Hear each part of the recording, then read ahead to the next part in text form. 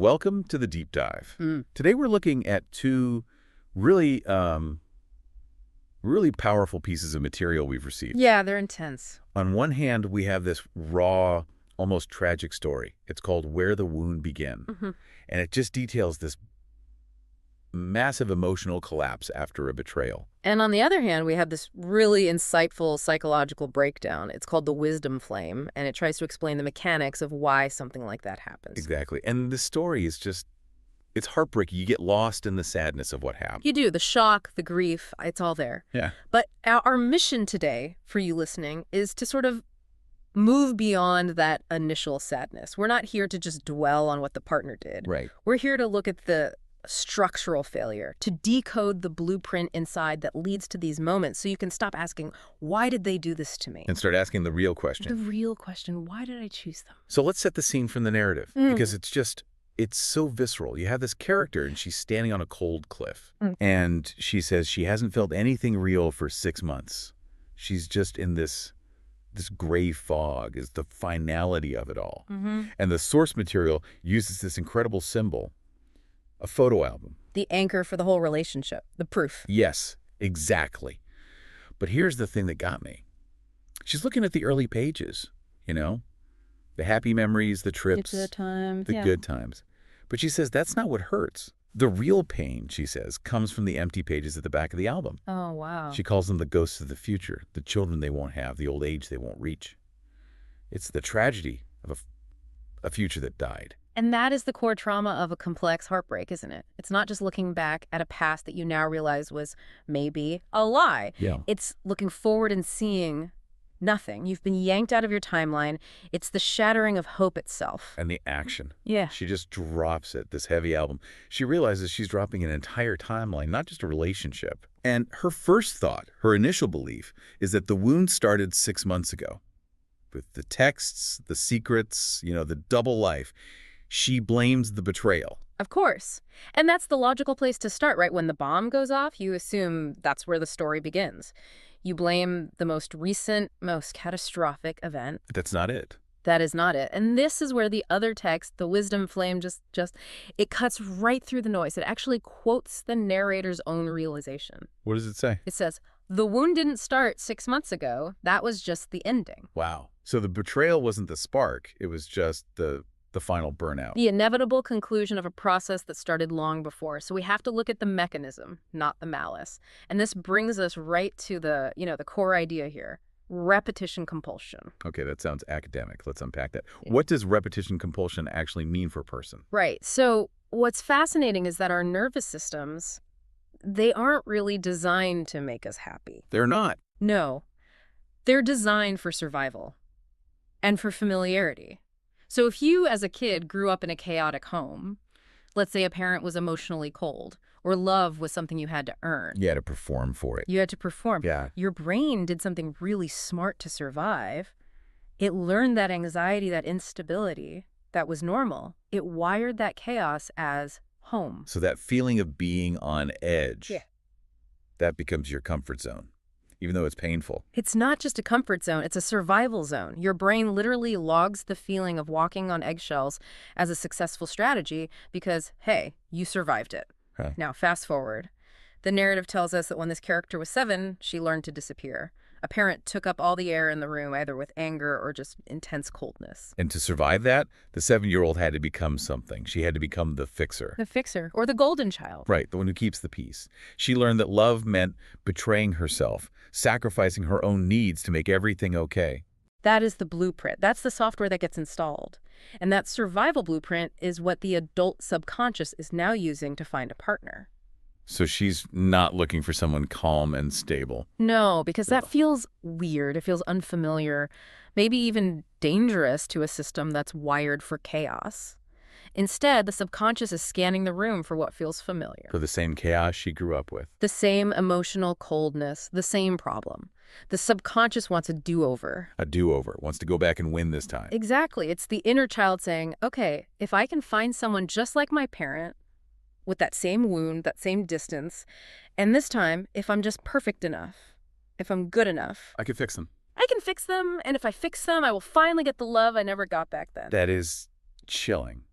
And it makes something from the story so clear. She says her partner felt like home. And now we know why. Not because he was safe, but because he had the exact same coldness and chaos that she'd spent her entire life trying to fix. And that is the fixer trap. The story describes her pouring light, stability, and patience into him. She thought this was, this high-level spiritual love. She thought she was being the savior, the one who could heal him.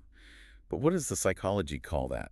Is there a term for that kind of self-sacrifice? There is. We talk about fight, flight, or freeze as trauma responses, but there's another one. It's called the fawn response. The fawn response. It's where you abandon your own needs. You suppress who you are to stabilize someone else. You become the good one, the helper, because on some deep level, you believe that role will keep you safe. You're sacrificing yourself for the mission. But if one person is sacrificing and the other's being fixed, why does it always seem to collapse? Can't it ever work? It almost never can. Because the dynamic is broken from the start, the fixer is giving from an empty cup and the other person, they're just benefiting from a setup they didn't even know they were in. Which brings us to a quote from the source material that it stopped me in my tracks. I think I know the one. It's brutal. You cannot heal someone who benefits from your wound. Let's just sit with that. How?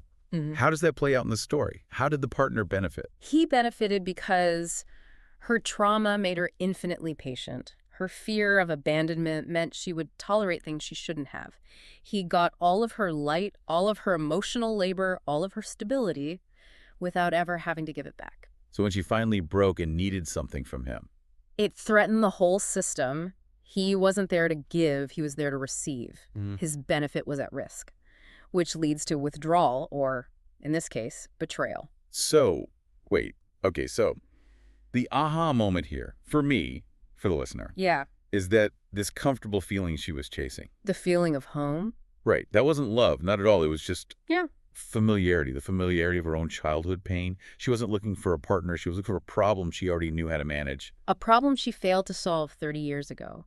And that realization, as painful as it is, that's what the source calls the tower moment. The tower moment. Think about why the final betrayal was so devastating. It wasn't just the act itself. It was because when she was completely broken, crying, he looked at her and felt nothing. Just like back then. That's what she says in the narrative. Just like back then, it was the perfect final replication of that childhood wound. The moment the delusion shattered, the do-over failed. The loop had to break. The betrayal wasn't a punishment, it was a purge. It was your soul, your subconscious, whatever you want to call it, screaming, "SOP, stop trying to warm yourself at a fire that does not burn for you." And the person she was, that good girl persona, it dies. The story says she raged, she became the villain to save myself. The performance is over, and what's left is that gray fog, that exhaustion. She says she's tired of holding up the sky for people who would just let it crush her. And that exhaustion, that's actually a good sign. It's the key signal. The fixer is dead. When that need to perform is gone and all that's left is fatigue, that's your permission to finally fall, to stop trying to fix everyone else. And to finally focus on the mechanism inside you that chose them in the first place. Yes. So after all this, after moving from the sadness to this clarity, what does this mean for someone listening? Where do they go from here? The first step is just this: naming the monster. You're not crazy. You're not cursed. You are just caught in a loop, a mechanical loop called repetition compulsion. And just knowing that, it gives you your power back. It makes the choice conscious. You can stop asking, why did they do this? And you can finally focus on the only thing you can control, your next choice. And recognizing that feeling, that pull towards the familiar. And that requires a radical shift. It means choosing the person who feels safe, which at first might feel really boring. Or even a little scary, because it's not the chaos you know. Exactly. You have to consciously choose safety over the exciting, urgent problem you were trained to solve. You're replacing the need for a do-over with the need for an actual partnership. So it's the difference between someone who feels urgent and someone who feels expansive. And that urgency is just trauma. Masquerading as destiny. The urgent connection feels like fate because it's an old echo. The quiet, safe connection is new territory. It requires a conscious choice. And that leaves us and you with the one question that can break this pattern. When you look at your relationships, past or present, you now have the tools to ask this one powerful thing. Am I choosing this person out of genuine desire, or am I choosing them out of trauma? Thank you for going on this deep dive with us. We'll be back next time.